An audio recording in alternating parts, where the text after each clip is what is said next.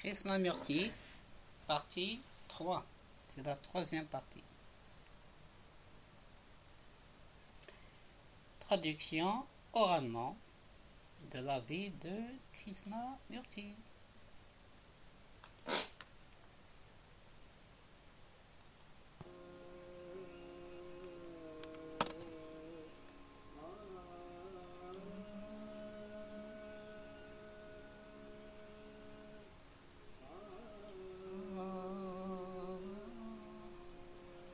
Très joli.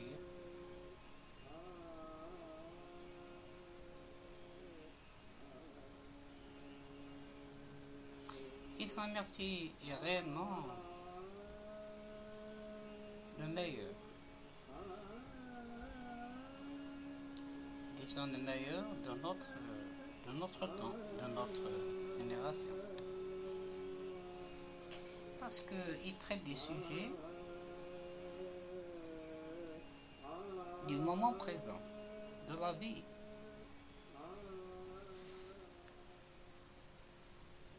Pas de la conjoncture, réellement, ce qui est.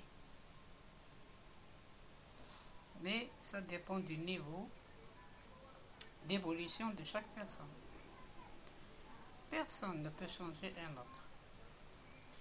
C'est une vraie calamité. Et il y a une chose que Krishnamurti a dite, c'est mon propre sentiment. On devrait vraiment se poser la question suivante. Les êtres humains disposent d'un savoir extraordinaire. Et pourtant, personne ne veut changer. Pourquoi? Je ne crois pas. Est-ce parce qu'ils trouvent une sécurité? Ça, c'est vrai. Dans l'habitude, dans le modèle, votre modèle, le mien, le modèle chrétien, le modèle hindou, le modèle bouddhiste, ce sont là tous des modèles, des façons de penser. Alors, les modèles pourraient être tout à fait dangereux parce qu'ils divisent les gens.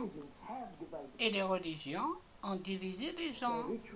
Leurs rituels, leurs croyances, leur foi, leur sauveur. Alors, rompre avec tout cela demande d'intelligence, demande une recherche, de l'étude. Personne n'est disposé à faire cela, ça c'est vrai. J'y souscris entièrement.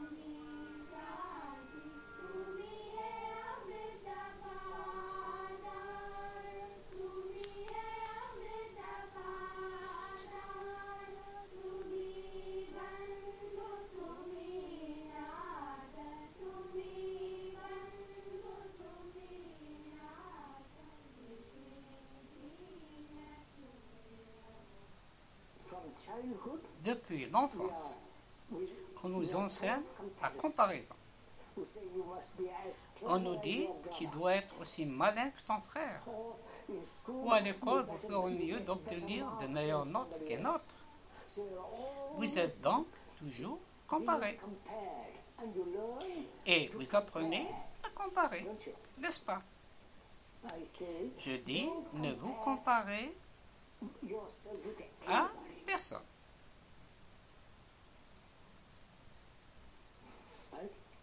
N'est-ce pas? Vous avez entendu, n'est-ce pas? Alors, pourquoi comparez-vous? Pour découvrir qui est le meilleur. Pour découvrir si vous êtes meilleur.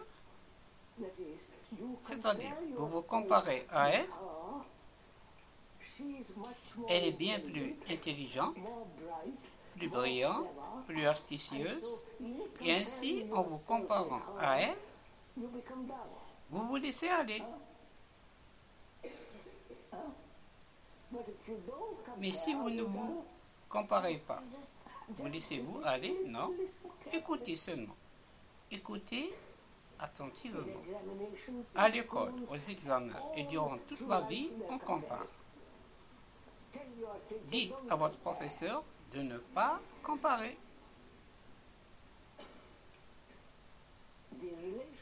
Dans la relation entre le professeur et vous, elle en sait plus que vous, n'est-ce pas? Culturellement. Culturellement.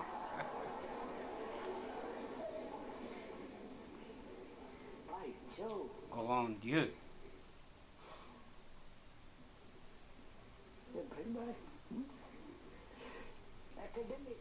Culturellement, vous en savez plus que lui. Maintenant, elle vous enseigne la biologie. Et elle vous donne des notes, n'est-ce pas? Et vous êtes peu à peu à passer cet examen. Alors, peut-être vous enseigner sans le concept d'examen. Comment peut-on se tester, monsieur? Dans quel sens? Sans examen. Comment se tester sans examen? Voulez-vous dire que l'examen va nous indiquer comment vous avez appris? Peut-être, monsieur. Écoutez, vous êtes trop rapide. Découvrez. Vous êtes tous tellement habitués aux examens. C'est votre tradition, votre habitude. Et quand vous mettez cela en cause, oh, que vais-je faire? Vous devenez anxieux, affolé. Quand j'étais à l'école, en Angleterre, je n'ai jamais réussi un examen. N'est-ce pas? Je me suis présenté à tous les examens. Ils n'arrivaient pas. J'étais assis dans la salle sans rien écrire.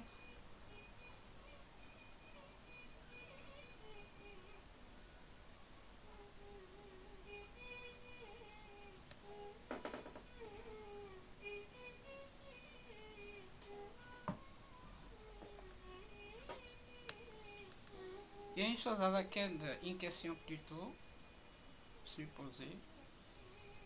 Comment les gens y croient à tout ce que Krishnamurti leur dit? C'est vrai, il leur dit qu'il ne faut croire personne. Mais pourquoi les gens ils vont croire Krishnamurti? N'est-ce pas? Krishnamurti lui-même le dit. Il dit, une personne dit, Madras, public, tac. Une personne dit, je suis illuminé. Et Krishnamurti ajoute, les gens le croient. Personne ne lui pose des questions. Madras.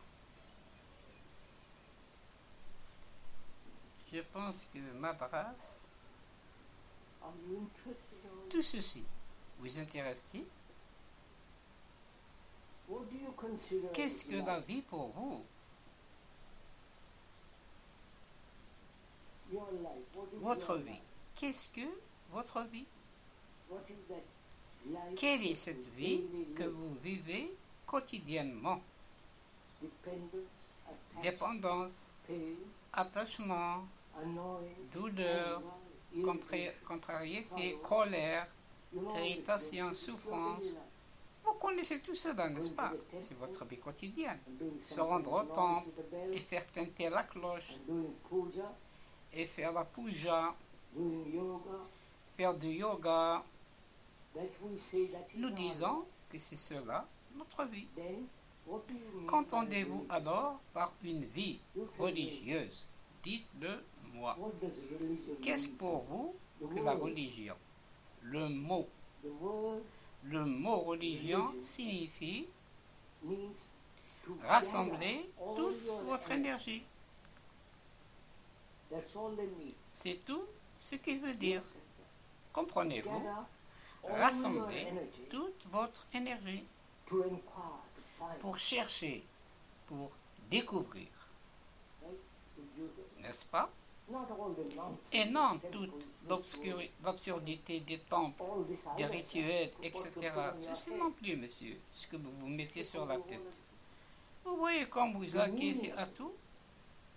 La signification du mot est de rassembler. Chaque parcelle de l'énergie dont vous disposez pour étudier ce qu'est la vérité et ce qu'est la réalité, d'étudier ce qu'est la méditation, de chercher pourquoi les êtres humains vivent comme nous le faisons, de chercher s'il y a une fin à la souffrance, de chercher ce qu'est l'amour, de voir si l'on peut vivre sans moindre effort, ni contrôle. Tout cela est impliqué dans ce mot. Une vie religieuse implique d'être votre propre lumière, ce qui signifie aucune autorité extérieure. Nous parlons du fait de n'avoir aucune autorité spirituelle. Moi compris, l'orateur. Merci bien de l'avoir dit. Avez-vous une quelconque autorité, une autorité spirituelle? Vous avez eu divers gourous, le Mahatma Gandhi, Monsieur Gandhi, et ainsi de suite. Cela depuis le 6e, 5e, 4e, 3e siècle, jusqu'à ce jour. Pourquoi pas le 2e siècle? Et où cela vous a-t-il conduit? Tout au long de ces milliers d'années, où en êtes-vous? Voulez-vous toujours être mené, j'allais dire, à l'abattoir? Alors, je vous demande, nous vous demandons avec courtoisie si vous avez rejeté vos traditions. Par tradition, on entend la nationalité, votre caste, vos croyances, vos rituels, vous rendre au temple, tout cela. L'avez-vous rejeté? Non? Non. Comment pouvez-vous alors découvrir ce qu'est une vie religieuse en étant aveugle?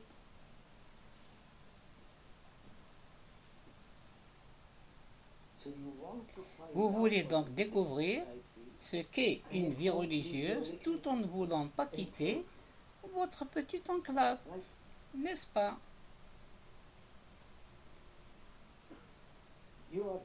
Vous êtes lié à votre tradition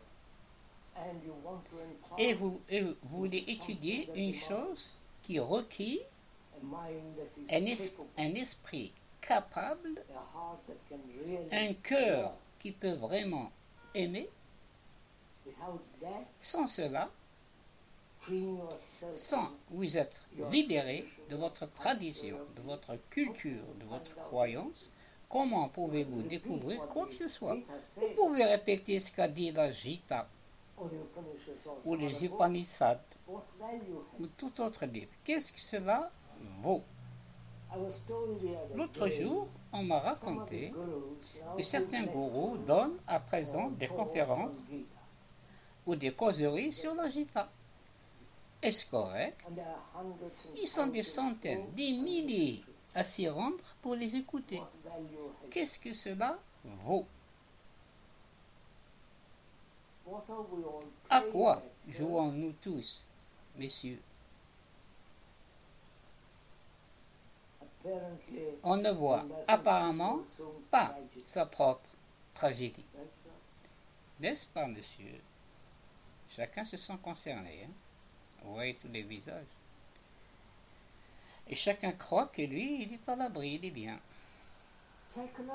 Psychologiquement, pourquoi devrais-je accepter ce que dit quelqu'un d'autre quand je me rends compte que je suis le reste de l'humanité? L'humanité est moi. Le moi est l'histoire de l'humanité, le livre de l'humanité. Si je sais le lire, je ne dépends de personne. Puis-je alors, sans déformation, sans préjugés, sans choix, être conscient du contenu de ce livre, c'est-à-dire moi, le lire très attentivement, sans jamais le déformer, demande énormément d'attention, énormément d'énergie, d'intensité, d'immédiateté. Et nous ne sommes pas disposés à faire tout cela, car nous pensons que c'est trop intelligent. Dites-moi vite quoi faire. Ou peut-être ne ferai-je pas. Généralement, je ne le ferai sans doute pas. Personnellement, je pense que cette directive psychologique émanant d'un autre, qu'elle soit religieuse ou qu'elle émane d'un psychologue,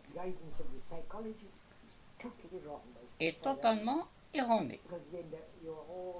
Car vous traitez alors l'humanité comme s'il s'agissait d'un enfant qu'il faut guider, instruire, encourager.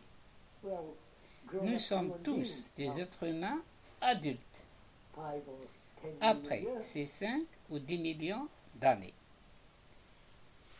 Ojai, Californie. Il a fait plusieurs causeries. J'ai traduit certaines causeries, mais je les fais anarchiquement. Je prends une causerie, puis je saute sur une autre, etc. Il faudrait que je mette toutes les causeries que Krishnamurti a faites à Ojai et que je les rassemble, n'est-ce pas, l'une derrière l'autre. C'est par la négation de ce qui n'est pas que le positif existe. C'est-à-dire, l'amour n'est pas le désir, l'amour n'est pas le plaisir, l'amour n'est pas un souvenir. Il est aussi fort que la mort, aussi vital que la vie. Et, voyez-vous, l'amour n'existe qu'en l'absence de souffrance. La souffrance est personnelle. La souffrance est aussi globale. L'homme a souffert sans fin. Et il essaye de combiner cette souffrance avec ce qu'il appelle l'amour. Et il y a donc toujours cette contradiction, cette dualité. Tandis que si vous niez tout ce que l'amour n'est pas, cette autre chose a alors une immense beauté, une grande force et une vitalité qui lui est propre.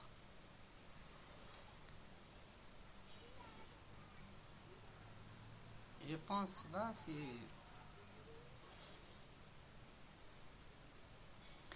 c'est l'une des fondations de Krishnamurti.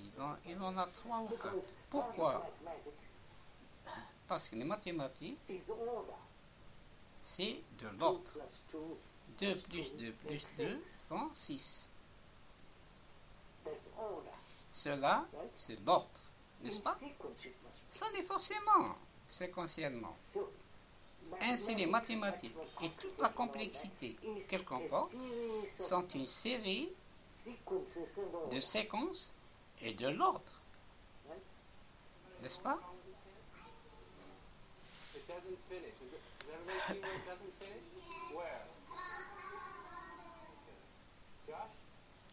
Krishnamurti part toujours de l'ordre.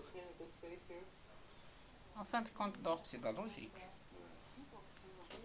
Pourtant, on dit que la vérité, ce n'est pas de la logique. Parce que les mathématiques sont une invention.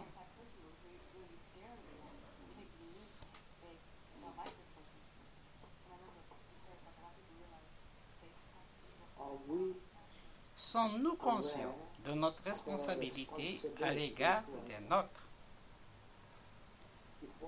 Si vous avez une famille, une femme, des enfants, êtes-vous responsable de ces enfants afin d'en prendre soin, afin de leur dispenser de l'amour? Veillez-vous à ce qu'ils deviennent de bons citoyens, sains? Si vous avez des enfants, vous en sentez-vous responsable?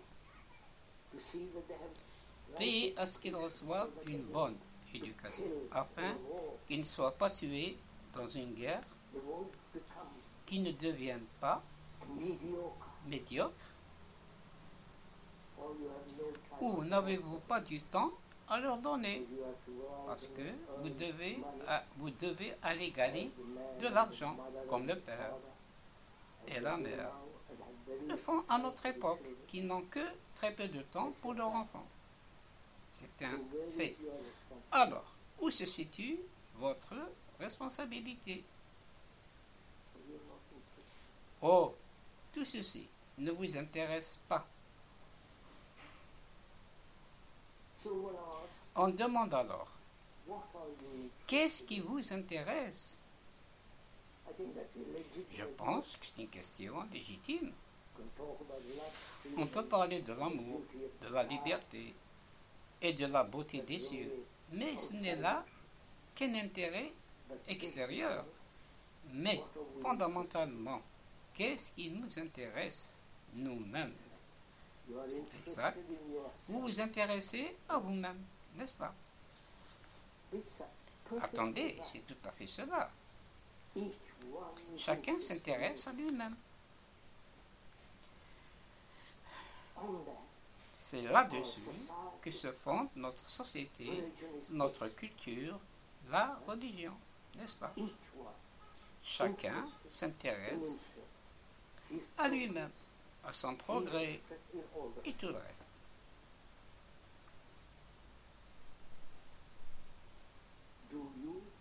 Vous vous rendez compte qu'en tant qu'être humain, nous ne faisons tous qu'un, fondamentalement,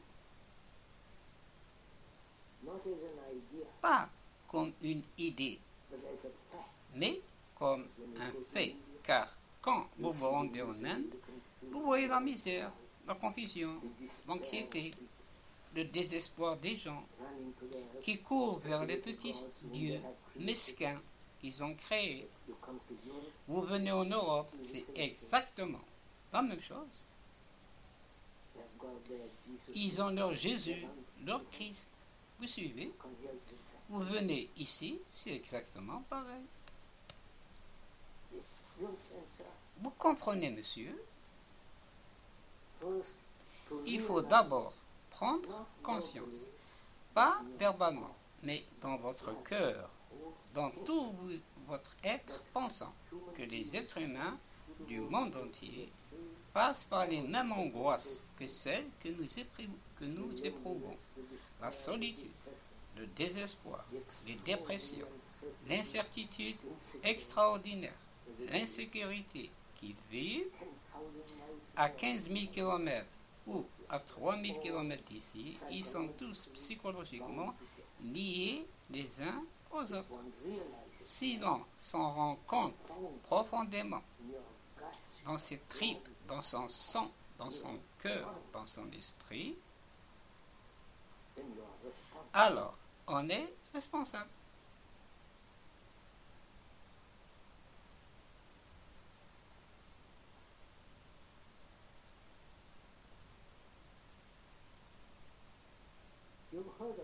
Vous avez entendu tout cela, vous, en tant qu'être humain.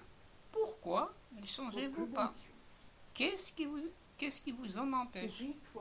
Si chacun de nous se posait cette question, non pas verbalement, ou seulement intellectuellement, en guise de divertissement, mais se la poser le plus sérieusement et profondément du monde, quelle serait votre réponse?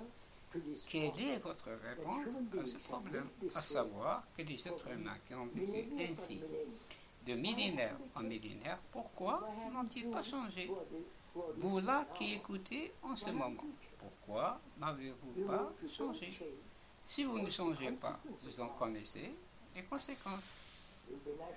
Vous serez nationaliste, vous serez tribal, insulaire, isolé, et par conséquent, vous serez globalement sans relation aucune, luttant, fabriquant de plus en plus d'armes afin de vous contre-détruire. Dès lors, si vous êtes en soi peu sérieux là-dessus, pourquoi ne vous posez pas cette question? Pourquoi moi, un être humain, ayant passé par tout cela, pourquoi n'ai-je pas changé? Quelle serait votre réponse? Là, c'est que, après tout, la vie est une.